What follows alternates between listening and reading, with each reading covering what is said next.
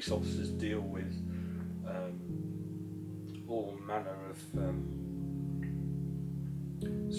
I'll use the word traumas rather than be specific, all manner of traumas, and being a traffic officer is no different. It's as a result of one of those incidents that I'm here now, struggling to speak, because that's what PTSD does. If I can explain briefly, it's like a volcano effect, and things under the surface just bubble and bubble and bubble. Your mind's having difficulty in accepting what you've seen or what you've done, and over the course of the police service and dealing with some rather traumatic incidents and everything else, it was just like a volcano, Vesuvius, bang, and it just goes up in the air. But it's the way I understand it. PTSD is it's here to stay. It's not going to go away. I will have it for the rest of my life, but it's how I deal with it for the rest of my life. So it's how do I manage a panic attack? I can't go shopping like a normal person.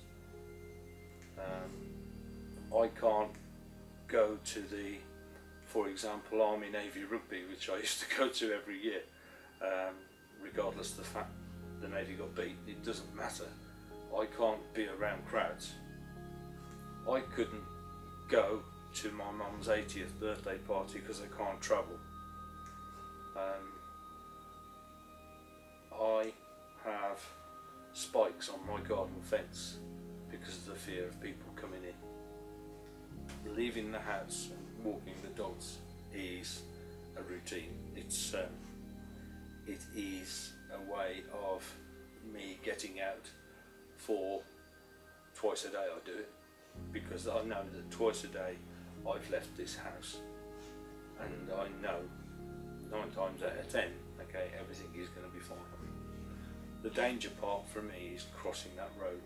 It's a major road, and sometimes people don't know different colour shades of red, so they decide to go through red lights, which causes me a danger from my particular traumas and everything. So yes, taking them out on a daily basis is a way of getting out, and it's my release really, because when I'm out with them in the field, and this is going to sound daft, but I'm sure all dog owners probably do it, how many times do we have a conversation with a dog that can't talk back to you, but that can only show you affection and love, and you know, when they run around they're just so happy. And of course, part of that happiness, it doesn't matter for how long, it might only be temporary, but part of that happiness does rub off on you. And okay, when you put the leads back on and you go back home and you come back here and then I think, right, what do I do now? You know, there's plenty of things to do really. Sometimes it's occupying your mind, but twice a day, these animals, these dogs here, like the 3 of them, they occupy my mind twice a day. Well, all day really, but twice a day when I'm over the field, because I am just responsible for them, and you know, their love knows no bounds really.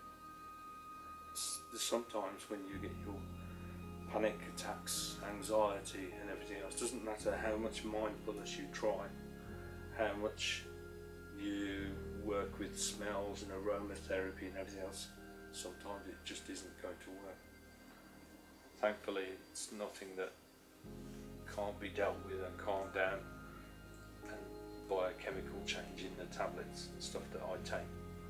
But wouldn't it be better to have a dog that could help you and stop you from doing this, that would stop me from having that amount of medication to make me, you know, the medication makes me sleep. Maybe if I don't need that medication, but I've got a dog that can wake me up and just tell me everything's going to be okay. Surely that's a good way of doing it. It's a cost saving on everybody if you think about it. It's a win-win situation. I don't have to buy a drug, the drug doesn't have to be produced, the government doesn't have to pay for it or anything at all, and an assistance dog is worth its weight in gold. I wanted to join the police, and specifically I wanted to be a traffic policeman. It's all I'd ever wanted to do. I love motorcycles and I wanted to be a traffic cop on a bike. I just thought that sounds good to me.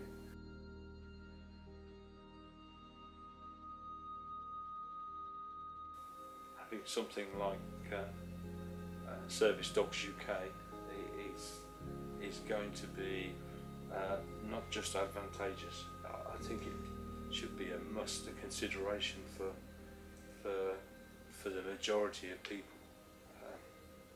who are going to be coming forward in the next few years, just to have an opportunity of being able to work with the dog, and the dog to work as one, really. It's going to be phenomenal. It's a new charity, it's a new thing, and we need the money. We need the support in whichever way that you can